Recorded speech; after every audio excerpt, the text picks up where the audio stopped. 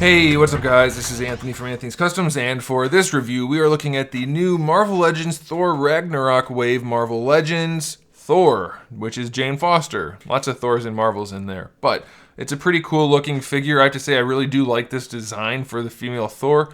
However, the figure it's very awkward, and I don't know, I wonder if other people have that same feeling about this thing. There's a lot of good stuff going on, but somehow it just comes together to be kind of a weird thing. So we're going to talk about that and maybe get to the bottom of it by the end of this review. So let's go ahead and get it off the stand and take a closer look. This figure stands just about 6.5 inches tall to the very top of her helmet, just shy of that if you don't count the ears, which makes her just about 16.5 centimeters, 16 centimeters or so to the top of the head without the ears. And overall, I mean, it looks like it's pretty good. They have a decent amount of paint on there. We have some brown down here, some various colors throughout this belt area, some paint job on the chest and on the head, and it looks pretty good, but there's still something about it that just doesn't work, and I think we're going to probably figure it out by the time we get to the end.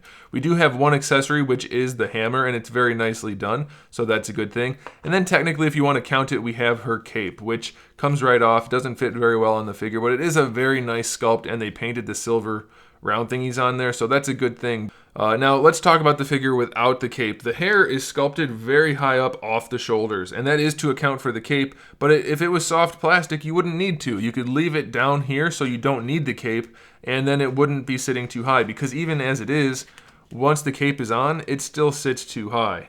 It's just very weird looking. Her hair looks kind of like it's alive, and it's trying to move around on its own. It doesn't look great. They definitely should have had it down, but flexible, so that it could just move with the head.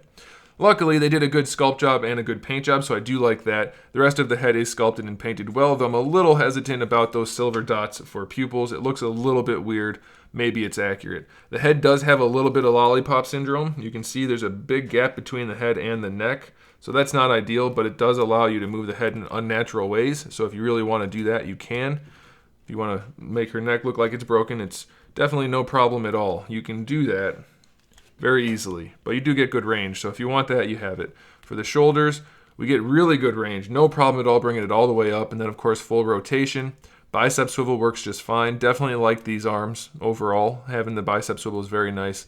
Single jointed elbow doesn't quite give you 90, but you do get your extra rotation in there, so that helps. And then we do have a swivel and a hinge in the wrist.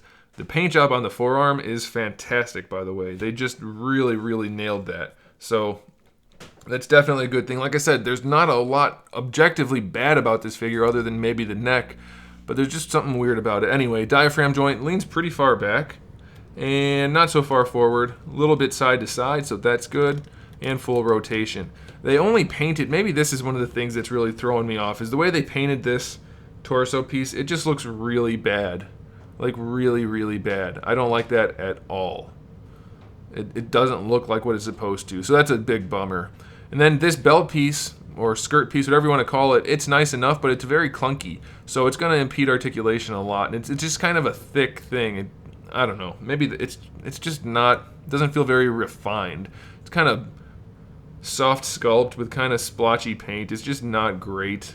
I don't know, I guess that must be it. These two things put together, maybe it just throws me off.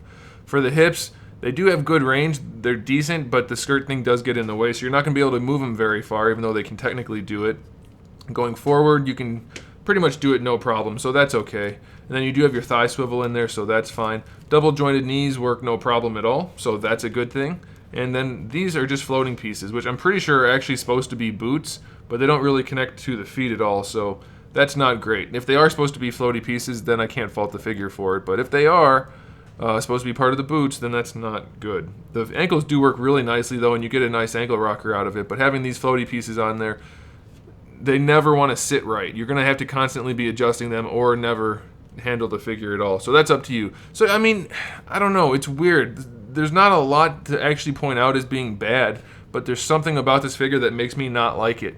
So I don't know, I'm going to leave it up to you guys. I showed you everything, so now you can make that decision for yourself. It's just, I don't know, it's weird, something about it. So I'm going to leave it there. So thanks for watching, guys. Make sure you subscribe to the channel. I have new videos up every single day. We talk about action figures, movies, TV shows, video games, all kinds of fun stuff. So make sure you come back for that. Give the video a thumbs up if you liked it. And in the meantime, keep collecting.